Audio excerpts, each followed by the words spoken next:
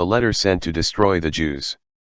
The following is a copy of the letter, the great King Artaxerxes, to the rulers in the 127 provinces from India to Ethiopia, and who hold authority under him, thus decrees, ruling over many nations, and having gained dominion over all the world, not motivated by the power of authority, but ever conducting myself in moderation and unceasing gentleness, I was desiring to make the lives of my subjects continually tranquil and to maintain the kingdom calm and safe to its furthest borders, and to restore the peace desired by all men. But when I inquired of my counselors how this should be done, Haman, who excels in good sense among us, and has been shown unwavering in goodwill and unshakable in fidelity, and has attained the second place in the kingdom, made known to us that there is a race of people full of ill will who are mixed in with all the other races throughout the whole world, whose laws are contrary to all the other nations, and they continually disregard the ordinances of the kings. Thus the joint administration, blamelessly administered by us, cannot be performed. Therefore, we have determined that this people alone is in opposition to every other person, entertaining a strange code of laws, and not disposed to our affairs and perpetrating the worst evils, and thus the kingdom is not able to experience stability. Therefore, we have designated all those made known to you in the letters written by Haman, who is appointed over such matters and who is our second father, to root out and destroy all of them, with their wives and children, without any mercy, sparing no one, on the 14th day of the 12th month Adar of this present year, that this race of people, both from before and until now hostile to us, violently going down to death in one day, may afterwards secure for us a time that is tranquil and an undisturbed state of affairs. Copies of the letters were published throughout every province, and an order was given to all nations to be ready on that day. The matter was quickly dispatched also in Susa. And the king and Haman were drinking, but the city was troubled. Mordecai enlists Esther's aid, but Mordecai, learning what had happened, tore his clothes and put on sackcloth, and sprinkled ashes on himself, and running through the square of the city he cried out with a loud voice, "A people who have done no wrong are about to be destroyed." He went as far as the king's gate, and there he waited, for it was not allowed for him to enter the courtyard wearing sackcloth and covered in ashes. And in every province where the king's command and decree arrived, there was great mourning among the Jews, with fasting, weeping, and wailing, and many lay in sackcloth and ashes. The queen's maids and eunuchs came and told her, and she was deeply distressed upon hearing of this situation. Then she sent garments to clothe Mordecai and take his sackcloth away from him, but he would not accept them. Then Esther called Hatach, her eunuch who attended to her, and sent him out to learn for herself the details from Mordecai. Mordecai made known to him what had happened, and the offer Haman had made to the king to put 10,000 talents into the treasury to destroy the Jews. He also gave him a copy of the decree posted in Susa concerning their destruction to show it to Esther. He told him to instruct her to go in to the king and make supplication before him, and to plead before him for the people, remembering, said he, the days of your low estate and how you were raised by my hand, because Haman, second to the king, spoke against us for our death. Call upon the Lord and speak to the king concerning us, and to deliver us from death. So Hatach came and told her all these words. Then Esther said to Hatach, Go to Mordecai and say, all the nations of the kingdom know that any man or woman who goes into the inner court to the king who has not been summoned, there is no deliverance for him unless the king holds out his golden scepter to save that person. And I have not been called to go in to the king for 30 days. So Hatach related all Esther's words to Mordecai. And Mordecai said to Hatach, Go and say to Esther, do not say to yourself that you alone will be saved in the kingdom apart from all the other Jews. For if you choose not to heed this request at this time, help and deliverance for the Jews will arise elsewhere, but you and your father's house will perish. Besides, who knows whether it is for this occasion you reign as queen? Then Esther dispatched the one who came to her to Mordecai, saying, Go and assemble together the Jews in Susa. Fast for me, do not eat or drink for 3 full days and 3 full nights. I and my maids will also fast. Then I will go to the king, contrary to the law, even if I am to perish. So Mordecai went and did all that Esther commanded him. The prayer of Mordecai. He then beseeched the Lord, remembering all the works of the Lord, and said, O Lord, Lord, Almighty King, all things are under your power, and there is no one to oppose you in your desire to save Israel.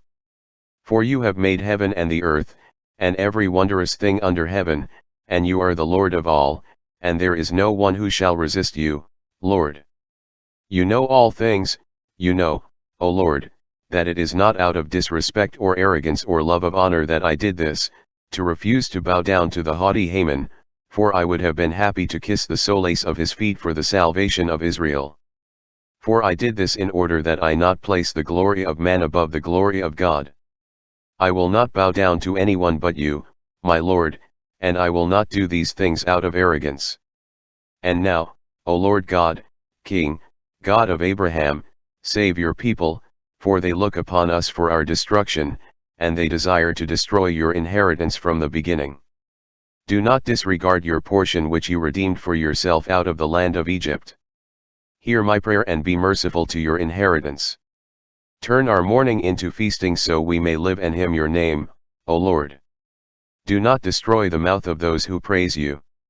Then all Israel cried out with all their might, for their death was before their eyes. The prayer of Esther. And Queen Esther, seized with the agony of death, fled to the Lord for refuge. And removing her royal garments, she put on the garments of distress and mourning. Instead of the magnificent perfumes, she covered her head with ashes and dirt. She humbled her body exceedingly. She set aside everything of her worldly joy, and her hair was unkempt. She implored the Lord God of Israel, and said, O my Lord, you alone are our King. Help me, who am alone and have no help but you. For my risk of danger is in my hand. I have heard from my birth in the tribe of my family that you, O Lord, chose Israel out of all the nations, and our fathers out of all their ancestors, for an everlasting inheritance, and do for them whatever you have spoken. Now we sinned before you, and you have delivered us into the hands of our enemies because we have worshipped their gods. O Lord, you are righteous. But now they are not satisfied with the bitter state of our bondage, but they have pledged to their idols to abolish the decree you have spoken and to destroy your inheritance, to close the mouths of those who praise you, and to extinguish the glory of your temple and your altar, and to open the mouths of the heathen to proclaim the virtues of their false gods, and to extol a human king forever. O Lord, do not give your scepter over to those who are not. Do not let them laugh at our fall, but turn their counsel against themselves, and make an example of the one who rules against us. Remember us, O Lord.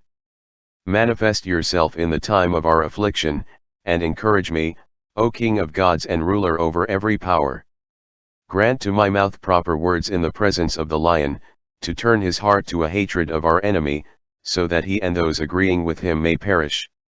Save us by your hand, and help me who am alone and have no one but you, O Lord. You know all things, and you know I hate the glory of the lawless and abhor the bed of the uncircumcised and of every foreigner.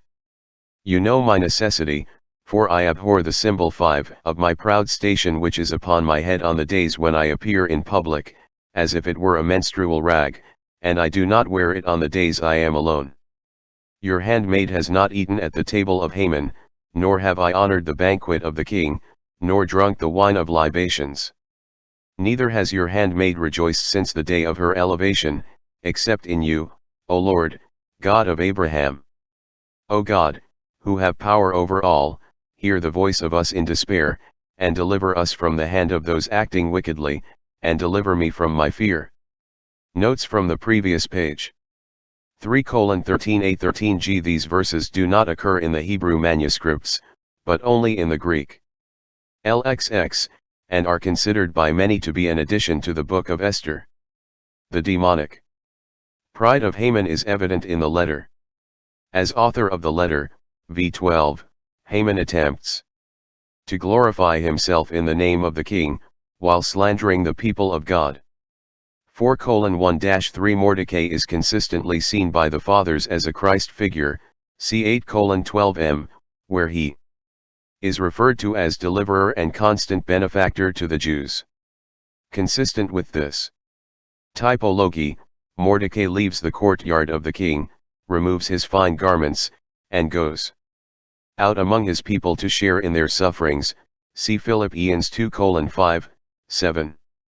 4:4 In Esther's attempt to help Mordecai, she tries to take his sackcloth away and give him new garments, but he would not accept them.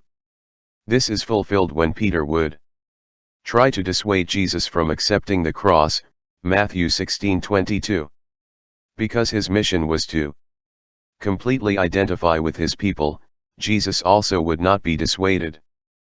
4:13-14 God's plan of salvation involves the cooperation of his people. If someone God calls is unwilling to cooperate, two things will happen: 1. God will find willing participants elsewhere, for God's plan can never be thwarted, and 2. Those who were not willing will perish with the unfaithful, see Matthew 21:41.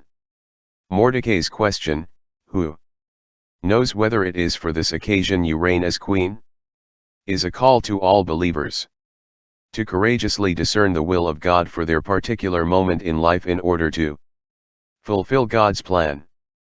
Note Mordecai's unswerving trust in God in spite of the seemingly hopeless circumstances.